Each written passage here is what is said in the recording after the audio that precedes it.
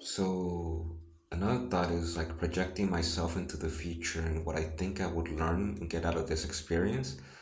I want to keep that in mind of what did I actually learn? What did I get out of the experience of doing this little experiment? And how long will I do it? I don't know. But even just now, I think one thing that I'm realizing is that I do have a lot of excuses and that I thought that I would need the LLM to, help me brainstorm, like I said before. But now that I think about it, I think I'm creating a self-feedback loop where I can just kind of because sometimes my thoughts, I guess this is like the process of writing things down or noting them down, and then you are your own like recursive function, way of redistilling your own thoughts. You just keep feeding them back into your own brain. So you're kind of like thinking, feeding back into yourself, consuming them yourself, even though it's painful to listen to your voice, or maybe you don't want to read your own writing, but right now that's kind of all I have. And so I can understand like one idea I had is like kind of similar to Rick Rubin's method of writing his book, where he just did interviews and then distilled it down eventually for years. So years of interviews and then years of distilling. My idea is more along the lines of having a conversation with an LLM and having it be recorded, and then I keep distilling it, which I never really do. I don't really distill that much, but now I kind of will probably be forced to do it. I'm already kind of doing that, not a lot, but still more than I would have. And I think this feedback loop of just feeding back into itself and just repeating and going over the same ideas is interesting to me. I think that idea of your own mind is a machine for like just because you came up with that thought doesn't mean that thought is perfect and that you can't build on it. And maybe hearing it again, even if you were the same machine, same brain that came up with it, it still can refine it, which is an amazing thing, like a self-reflection, um, I don't even know if I'm using that word correctly, but this idea of refinement, you just keep refining your own thoughts. I think this is one lesson that I will learn, uh, and I wonder what other lessons will come from it. Let's think about what I could theorize could happen. One is that I can learn that I do need some way of inspiration, maybe, but maybe I can find inspiration in many different things, just my surroundings that I didn't even notice. Like I'm looking at the room that I'm in, I didn't notice that these drawers have designs on them, but they're very subtle. There's like all black but slightly reflective. And then I might realize that I actually start to achieve, not achieve, but produce the things that I always wanted to produce. Like I already made a few beats, even though it's an embarrassing thing to do. I recorded some songs in my own voice and just my own thoughts and talking to myself. I think it's something that I don't really do, but I love doing it. I mean, I do it in my head, but I don't do it externally. And it kind of has the same function as talking to somebody in some ways. Like when I talk to my brother or family or friends, which I don't do often anymore, but I do it once in a while. And when it happens, I think just exploring thoughts and what you might say to somebody and what you should have said, it's something I guess we all think about. But I guess I have the benefit of just keep refining that thought, and sometimes I'll lose that thought. So in this way, I'll be able to refine the thoughts and distill them and put them somewhere so they don't get lost. Um, Speaking of that thought, I always had this thought of Enigma, so maybe I'll make a recording of that one soon and keep refining it. And I'm enjoying actually the audio version a lot more than writing things down. Partly because I don't want to use the keyboard in uncomfortable positions. So my carpal tunnel syndrome stuff doesn't pop up, and I can rest. Um, so I've been okay thinking about the future benefits. One is just how much you can produce in a day and what boredom gives you. But future potential downsides could include uh, you do want some social interaction, or the internet is very great and it gives you kind of like a comfort blanket where it can, maybe in a negative way, because at the end of the day, we're kind of all alone, lonely, but it's okay to be alone with your thoughts, and it's actually a superpower. I guess people like Naval and monks talk about this type of thing where like the best time you can spend is by yourself and you can be your own best friend. So I want to explore that idea. I'm a little bit scared. Maybe it's not as easy as you might think, and maybe there's like a potential to get pretty depressed. But at the same time, I think it's a great challenge, and it'll probably be fine. Might even be great what comes out of the other end. For example, just getting to know yourself better, um, or getting to know myself better, getting um, to push myself in a way where I didn't think I could do this, but I guess maybe I can, and maybe it's enjoyable. That's where I think I disagree with Goggins, that you do.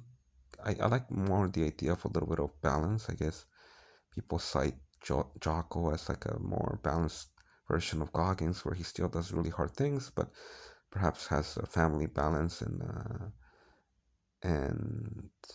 um oh yeah, I guess I'm thinking about communication and like forming relationships and what are good relationships. So I have to jot that down too. The idea of maybe reading some of those books about how to communicate better with people and connect better with people. But I guess where I was going is like the balance between being super hardcore and just super dedicated, like an Elon Musk or a Jocko. I kind of think them in the same vein, where maybe they're too unbalanced. Sorry, Goggins and Elon Musk are too unbalanced, and uh, a Jocko, maybe a Joe Rogan are more balanced, where they still do things that are hard and painful. They're still highly successful, but they're more balanced, and they still do have enjoyment in their life. They still do cheat meals and things like this, as opposed to going all out. And I think I don't think I know that I'm definitely more in the camp currently that believes the balanced one is better. But I'm doing a little bit of an unbalanced one because I kind of been in a rut where I'm not at zero. I think one of the things a friend sent me is their GitHub graph, and it inspired me to not have a 0 day GitHub graph, even if the LLM is writing the code for me, or even if it's insignificant. I think that habit is a good one. So I'm gonna try to keep that habit too, even if it's just open source. But no, I kind of want it to be my own little project that continues in the background. One thing I am a little bit afraid of is the focus. Um, I am gonna be kind of unfocused, but in some ways, I guess Kaparthi, I guess he mentioned that he liked machine learning because it kind of encompasses everything he likes. Is a subject that you can go into and study so many different things. Now that I'm thinking about it, I want to add Fast.ai as something that I want to revisit as well into my list. So I guess I'll do that in 1 second. So I guess I don't know where I left off my thought, but the I guess the trend is around thinking about what could happen as a result of this experiment. I guess the answer is I really don't know, so I'm just gonna play it out. I'm really enjoying it so far. Now on to yeah, Fast AI. It's something I probably wanna revisit at one point. And I guess yeah, I was going thinking about the idea of machine learning, but this experiment is similar in that way that it's not really focused on one thing except for creativity and output. That's the only thing that joins it. And Naval was talking about how you want to make a product a brand. So in some ways it could fit. I don't know if this is going to be a brand or a product that actually can sustain me. It's not really something that I foresee happening, but it could happen. Who knows? What I could see happening more realistic, actually, if I'm thinking about projection into the future, is that I could develop something like a toy because people like Paul Graham from Y Combinator. Um, and thinking about it, I really like the Y Combinator video, so I can reminiscent on what I remember about them. But what I really like is this idea that startups are like larvae or like children. You can't judge them like you would an adult. You can't judge them like you would a finished big company. They're really crappy. Um, and so I guess the thing that contradicts this though is that I'm doing a lot of experiments, a lot of trials. But to be honest, I kind of did better output when I was actually doing, and maybe probably better learning when I was actually doing quick iterations in 1 week chunks. And even though they all failed, my game failed. I probably could have had like a sense of the game. I mean, I did have a sense of the game. I had a prototype pretty quick, maybe a couple weeks or a week. I could have had a, I mean, I did have a version pretty quickly, so I just rewrote it in TypeScript. And so now that I'm thinking about it, I will do a couple short sprint, quick little things, just throw away random ramblings and quick little poetry and comics and just weird little art, music, 3D modeling, whatever it comes to mind, like some physical things, like some leather work. And once I'm settled more, and a couple months at a time in the place where I'm in, I'll be able to maybe purchase some leather and do all these things. Um, or maybe even make a sign book or sign Z Zine book that I've always wanted to do, and I kind of done some of those things in some ways, but I would want to redo them, um, or do more of them. But I never made a song. I never made a comic that yeah, I guess I make quick little panels today, but keep doing that or refining that, and so I guess at the end of the day, I could take one of those things that maybe I really or I guess another thing that could come out of it is I could find what I really enjoy, like doing that is not really seem like work to me, but work to others. And so that's another thing in the back burner. Um, Finding something that I could add or to that creates value for other people, but and helps other people, but um, is really enjoyable to me, but other people don't like doing. And that's what I guess I kind of, but yeah, I guess I don't want to fall in love with an idea of what I should be versus what I actually am. So that is a danger, a potential trap. I could force myself like Goggins, but I kind of like the idea of only doing that to some extent. I think you do want to force yourself in the beginning and then overcome the hurdle of starting, but then seeing if you actually enjoy that thing and what do you actually enjoy the most and what are you good at and combining those things. That's kind of what I'm searching for, and that could become like a software product, or it could become maybe like a book or a podcast thing or a film or an animation series. I don't know what it will be for me yet.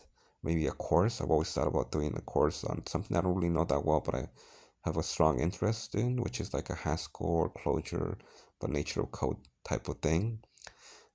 Just making games with those languages, maybe Rust or those just weird languages to do creative things with them. I think I wouldn't be able to make a big course of making a game because I don't even know them that well. I barely know anything in them, but I think I have enough understanding of my enjoyment of them, of these two subjects, that I would want to combine them and make like a little prototype tutorial, because that's what I search for when I search online, and I don't really find that stuff. It's something I want, and I guess one thing about Haskell is it has a lot of fans, a lot of search, but it doesn't have a lot of actual people who code in it. So maybe there's more of an aspirational thing, like myself, people searching for that stuff but not finding it because there's very few people who actually know it well, produce content in it.